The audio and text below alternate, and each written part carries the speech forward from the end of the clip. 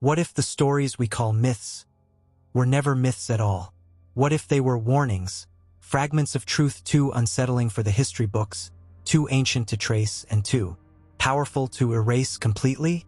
We've been taught that civilization began just a few thousand years ago, that before that humans were little more than cave dwellers, wandering hunters with no culture, no cities, and no history worth remembering. But scattered across ancient maps, buried beneath ice and ocean, and whispered in religious texts and tribal memories are stories of lost lands, forgotten empires, and civilizations that may have come before our own. Not just Atlantis, there are others, names like Lemuria, Mu, Agartha, Shambhala, and Hyperborea. Some you've heard in passing, maybe in an old newspaper clipping, a dusty encyclopedia, or a documentary your parents watched in black and white.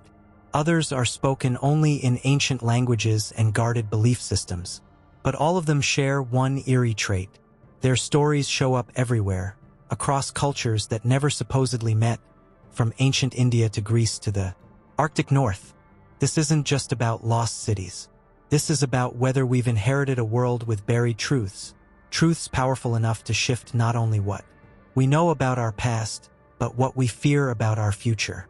In this episode of Unsolved Mysteries, we'll explore 5 of the most enduring and controversial lost civilizations in human memory. We begin with Atlantis, the fabled island empire swallowed by the sea. Then move to Lemuria and Mu, continents said to have birthed humanity's earliest wisdom before sinking without a trace. We'll descend into the earth itself to find Agartha, the inner kingdom said to be home to ancient beings and hidden knowledge. Next, we climb to the icy peaks in search of Shambhala, the spiritual realm long pursued by mystics and emperors. And finally, we'll travel north, far north, to the land the Greeks called Hyperborea, a paradise beyond the wind, lost beneath polar silence. Are these just myths, or the echoes of real places? And if they did exist, why were they erased? Because history doesn't forget on its own. Someone, or something, has to bury it. And what we've forgotten may be exactly what we were never meant to remember. Long before the Bible was written, before Egypt raised its pyramids or Mesopotamia built its ziggurats, there was a story told not by poets or prophets, but by one of the greatest thinkers in history, Plato. Around 360 BCE, in 2 of his most cryptic works, Timaeus and Critias, Plato described a powerful civilization, rich in gold, knowledge, and naval might, a vast island nation located beyond the Pillars of Heracles, what we now call the Strait of Gibraltar. He called it Atlantis. It was not a myth, he insisted. It was history. According to Plato, Atlantis was larger than Libya and Asia combined. Its people were technologically advanced, spiritually gifted, and militarily unstoppable. But in a single day and night of catastrophe, it vanished beneath the sea, lost to time. For over 2,000 years, scholars, adventurers, mystics, and madmen have tried to find it. Some believe it lies at the bottom of the Atlantic Ocean. Others say it was Antarctica before the ice, or that it now rests beneath the sands of the Sahara. A few believe Atlantis never sank at all, that it was erased. But what if the myth isn't the mystery? What if Plato left us clues not to fiction, but to forbidden memory? Let's examine the facts. Plato's account wasn't entirely his. He claimed to be quoting his ancestor Solon, a respected Athenian lawmaker who traveled to Egypt and spoke with priests at Sais. These priests told him of an advanced civilization that lived 9,000 years before Solon's time, nearly 11,600 years ago, matching the end of the last ice age. What existed back then? Certainly not Mesopotamia, not Egypt, not any civilization we currently acknowledge. And yet the Egyptian priests insisted that not only did such an empire exist, but that it fell due to hubris and a failure to follow divine law. Sound familiar? The Great Flood, the Tower of Babel, the fall of Eden, stories of destruction and divine punishment are woven through ancient cultures on every continent. And in almost all of them, something powerful was lost beneath water. But Atlantis is more than an echo of a flood. It's a blueprint, a model civilization whose very existence challenges everything we think we know about human progress. Archaeologists have tried to dismiss it as allegory, but recent discoveries suggest something else. In the Mediterranean, the island of Santorini was once home to the advanced Minoan civilization, a people who built multi-story houses, had plumbing, and maintained complex trade networks. Around 1600 BCE, a volcanic eruption destroyed much of the island, generating massive tsunamis. Some believe this event may have inspired the Atlantis tale. Then there's the Rikhat structure, also called the Eye of the Sahara. Located in Mauritania, this massive, concentric ring formation eerily matches Plato's description of Atlantis' capital. Circular rings of land and water, mountains to the north, a plain to the south. Satellite images show it fits Plato's dimensions almost exactly. But there's a problem. It's nowhere near the ocean, unless, of course, it once was, before geological uplift and desertification changed the landscape. And then there's the Bimini Road, an underwater formation near the Bahamas that some believe to be the remnants of ancient architecture. Massive stone blocks laid in curved patterns, too uniform to be dismissed as natural. Could Atlantis have been a global civilization? Not a single island, but a network of advanced outposts, destroyed in stages as the Ice Age ended and sea levels rose? Some modern theorists go further. They claim that survivors of Atlantis may have seeded the rise of later civilizations. That the sudden leap in knowledge seen in ancient Egypt, Mesoamerica, and Sumeria wasn't coincidence, but memory, carried by refugees from a drowned world. You can find hints in mythologies across the globe, in the Mayan tale of a sunken homeland, in the Dogon tribe's mysterious astronomical knowledge, and in Indian texts that describe flying machines and cities powered by crystals. These are not random folk tales. They may be fractured memories, the last embers of a fire that once lit the world. And yet, despite all this, the mainstream insists Atlantis was a fiction, parable, a story told to teach humility. But if that's true, why does its description align with real geology? Why do so many cultures tell of cities swallowed by waves, of ancient wisdom lost to punishment, of a golden age before history began? Maybe Atlantis was real, or maybe it was more than real. Maybe it was a civilization not just advanced, but different, built on principles and technologies we no longer understand. Maybe it wasn't just lost to the ocean. Maybe it was buried on purpose, to make sure we never asked the wrong questions, to protect a history that, if rediscovered, could change everything. And that's just the beginning, because if Atlantis was the first lost civilization, it wasn't the last. Others followed. Some say they fell into the sea. Others say they went underground. If Atlantis was the first civilization we tried to forget, then Lemuria and Mu are the ones we may have never truly understood. Not because they left no trace, but because their traces are everywhere, yet somehow belong to no known culture, no recognized timeline, and no accepted theory of how humans came to be. In the late 19th century, while Western scientists were just beginning to map the Earth's deep oceans and fossil layers, an unusual question began to emerge. Why did ancient species, and even similar human customs, appear across distant lands and islands with no known contact? Lemuria was first proposed not by mystics or conspiracy theorists, but by zoologists trying to explain why fossils of lemurs, a species native to Madagascar, also appeared in India and Southeast Asia, but not in Africa or the Middle East. The theory was simple. Maybe a now-sunken landmass once connected these distant regions, a land bridge that vanished under the sea. They called it Lemuria. But what began as a geological theory quickly transformed into something much stranger. Theosophists and esoteric scholars like Helena Blavatsky adopted Lemuria not as a missing landform, but as the home of an entire root race, ancient beings who were spiritually evolved, technologically advanced, and responsible for seeding the early human line. According to these writings, Lemurians were telepathic, deeply in tune with nature, and possibly even non-physical. in the way we understand human form. Some claim they harnessed crystal technology, built massive underground structures, and lived in peace until they were destroyed by a cataclysm. Fire from the sky, volcanic upheaval, or perhaps something worse. Around the same time, another term emerged, Mu.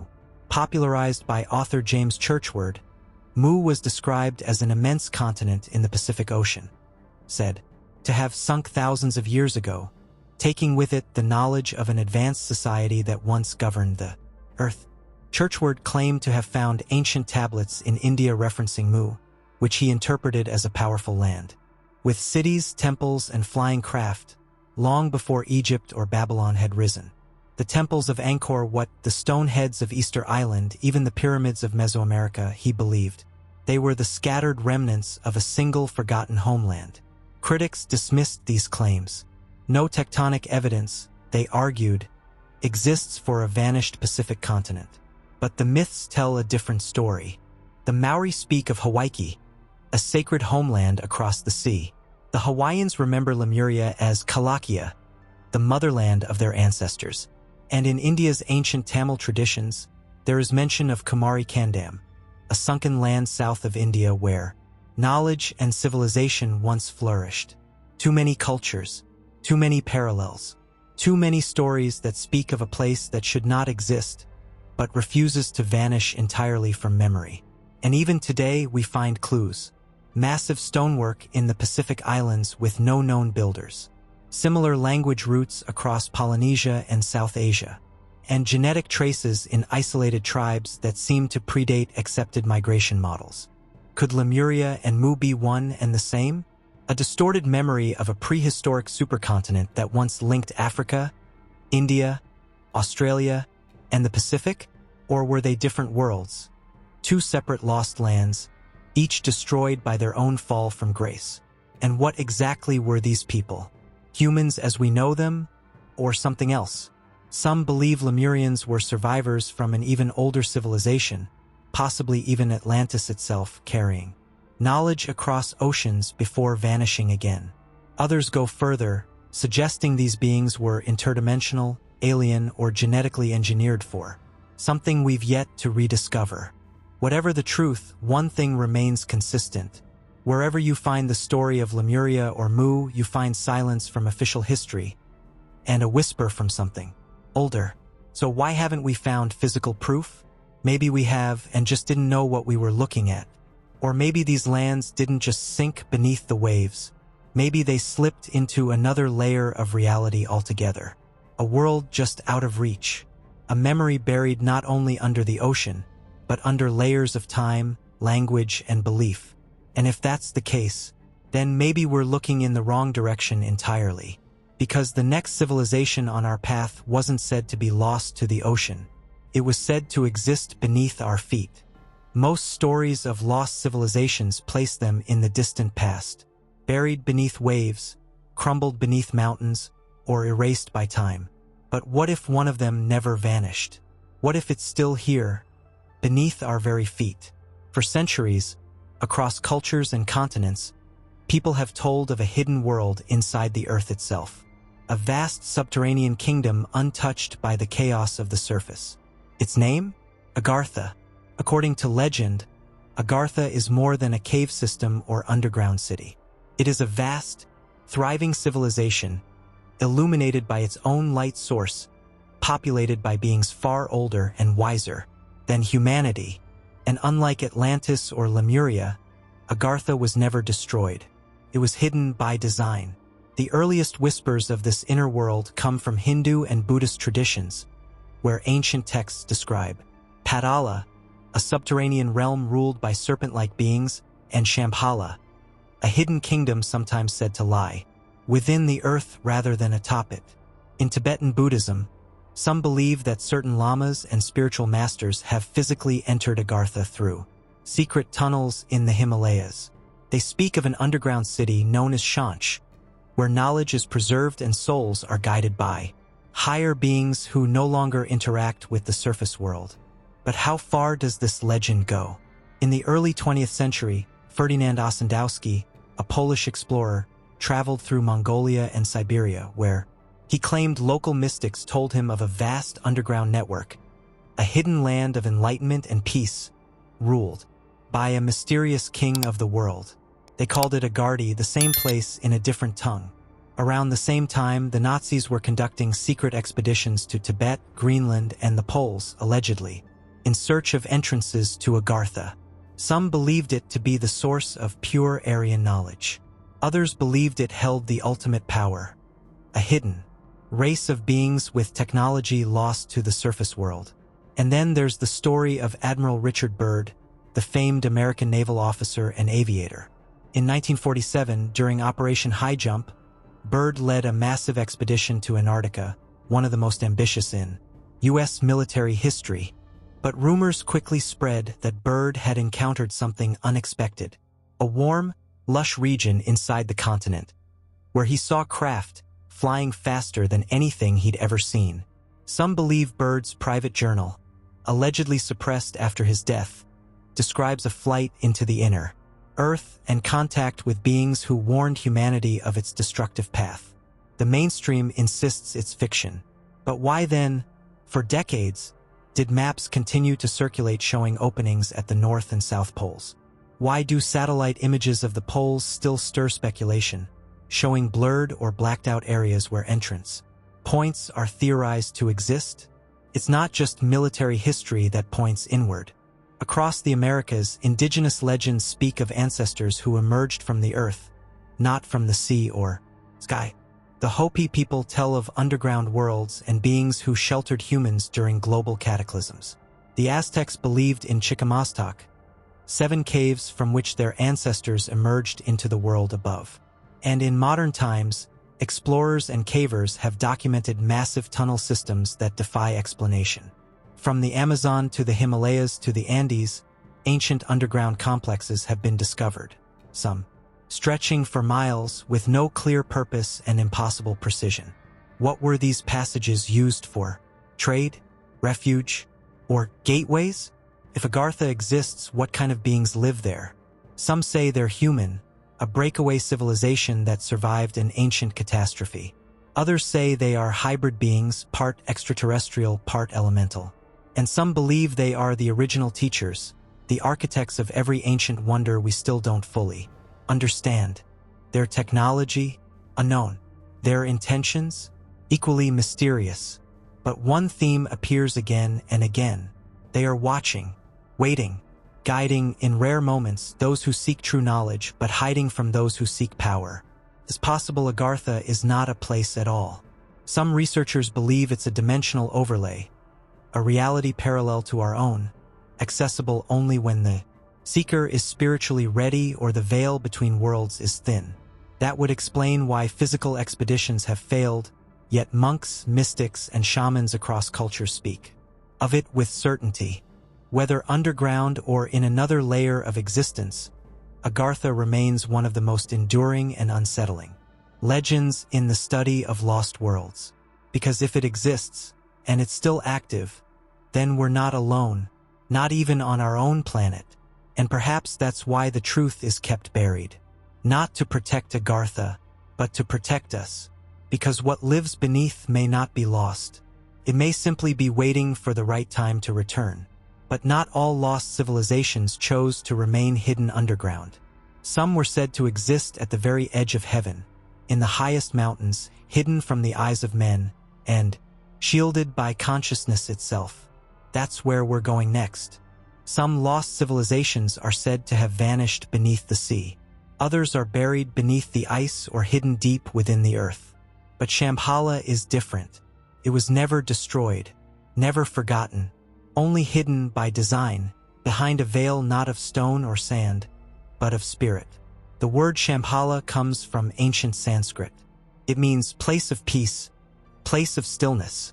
In Tibetan Buddhism, it is described as a hidden kingdom, tucked away somewhere in the snowbound ranges of the Himalayas, a land where suffering does not exist, where wisdom flourishes, and where the people live in perfect harmony not just with each other, but with the very energy of the universe itself. It is said that only those pure in heart, with the right karma and spiritual awakening, can ever reach it.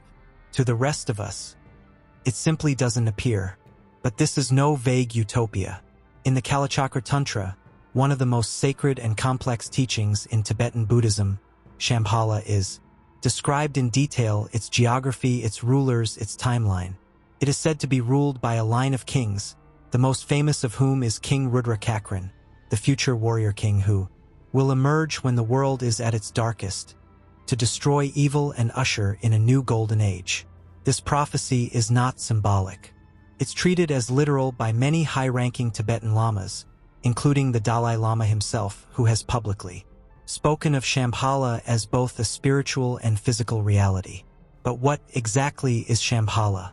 Is it a real city hidden in the Himalayas? A metaphor for enlightenment? Or something in between? A dimensional space that only becomes visible when the soul is ready?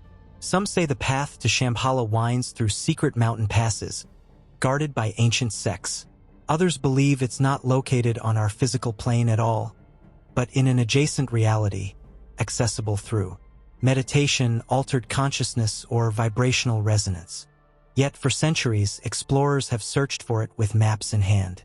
In the 1920s, Russian artist and mystic Nicholas Roerich led an expedition through Tibet and Mongolia in search of Shambhala. He reported strange phenomena, glowing lights in the sky, and encounters with monks who told him, "Shambhala is near, but you will not find it with your eyes. Only your heart can guide you there." Even Nazi Germany's Ahnenerbe, obsessed with esoteric knowledge, sent missions into Tibet. They believed Shambhala, and possibly its mirror realm, Agartha, held the key to the original Aryan race and a source of ancient power they could control. But this wasn't just a quest for myth. It was a war for secrets, because according to legend, the people of Shambhala are not merely enlightened monks. They are said to be guardians of lost knowledge, keepers of ancient technology and higher science that predates all known history. They understand vibrational energy, healing beyond medicine, and the true structure of time. Some accounts describe floating palaces, cities that glow with their own light, and machines that respond to consciousness alone. In this hidden kingdom, war, hunger, and disease were solved not with force, but with spiritual evolution. And yet, their existence is not passive. The Kalachakra prophecy is clear. When the world descends into chaos, when greed, materialism, and war dominate the human soul, Shambhala will open. Its king will ride forth, leading an army not of conquest, but of balance. And with him, humanity will be offered one final chance to choose light over darkness. Is this simply spiritual metaphor? Or is it a real event yet to come? Many believe Shambhala exists as a junction point, a bridge between worlds. It may be why it appears across so many different traditions, from the Vedic texts of India to Native American prophecies of the hidden people, to the Irish myth of Tir na Nog, the land of eternal youth beyond the veil of mist. Each story tells of a place we cannot reach by normal means, a place of peace that waits, not for explorers, but for a world worthy of its return. In recent years, scientists have detected strange energy signatures and unexplained atmospheric phenomena in parts of the Himalayas, areas that remain closed to the public, often under military control. Locals tell of pilgrims who vanish, lights in the sky, and temples built atop entrances that no one speaks of out loud. Could Shambhala be connected to Agartha? Two pieces of a single ancient system, a network of hidden sanctuaries, watching humanity from the shadows? Or is it older still, a remnant of a time before time, when beings of light still walked among us, not as gods but as examples? What makes Shambhala unique is that it was never lost. It was simply withdrawn, and its reappearance, if it happens, won't be an archaeological event. It will be a spiritual reckoning, one that challenges not just what we believe about history, but what we believe about ourselves. Because if Shambhala is real, then the future may not be written in war or machines, but in awakening. And yet, not all lost civilizations were peaceful. Some, according to myth, were fierce, cold, and divine, born at the edge of the world, untouched by corruption, until they were wiped away. That's where we go next. At the edge of the ancient world, beyond the winds, beyond the cold, beyond the reach of ordinary men, there was once a land known only in whispers. The Greeks called it Hyperborea, a place of eternal sunlight, inhabited by beings who never aged, never warred, and never suffered. It was said to lie beyond the north wind, a poetic description that for centuries baffled scholars, until they realized the Greeks were speaking of the Arctic Circle. But how could civilization exist in the frozen north? And more importantly, why did nearly every major ancient culture have a story about a land in the far north, where gods once walked among men?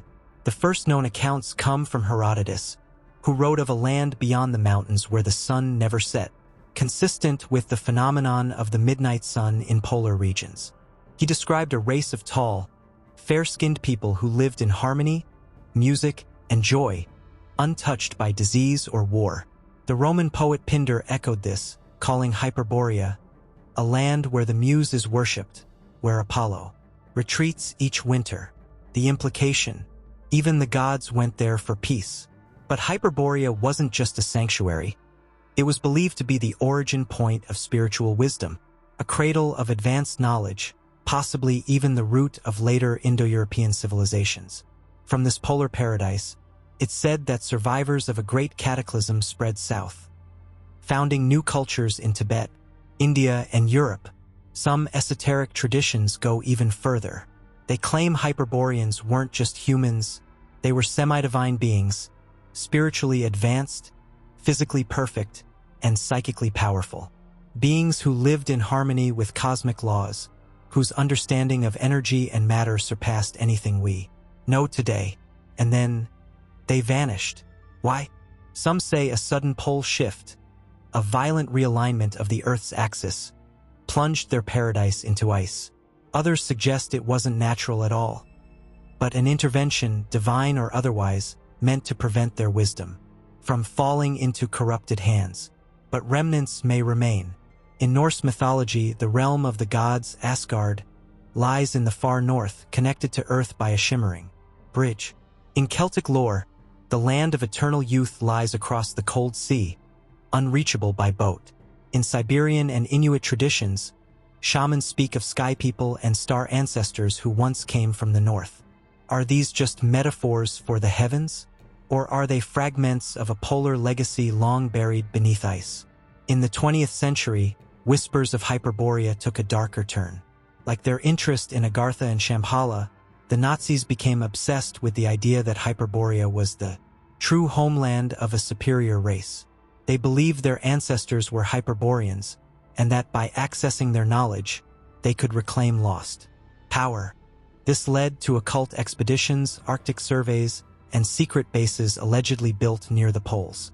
While mainstream historians dismiss this as fringe ideology, what remains strange is how often the idea of a polar origin appears in unrelated traditions, from the Vedas of India to the legends of indigenous Arctic tribes. And then there are the maps. Before Antarctica was officially discovered, certain Renaissance-era maps, such as the Piri Reis map, appeared to show ice-free landmasses at the poles, drawn with knowledge supposedly impossible for the time. Where did that knowledge come from? Could it have been passed down from a civilization that lived there before the ice? Even more unsettling are recent satellite scans revealing massive structures beneath Antarctica's ice, including symmetrical shapes, long ridges, and subglacial anomalies that suggest non-natural formations. If Hyperborea was real, and its last refuge now lies entombed beneath frozen miles of ice, then it may not be entirely dead, only sleeping.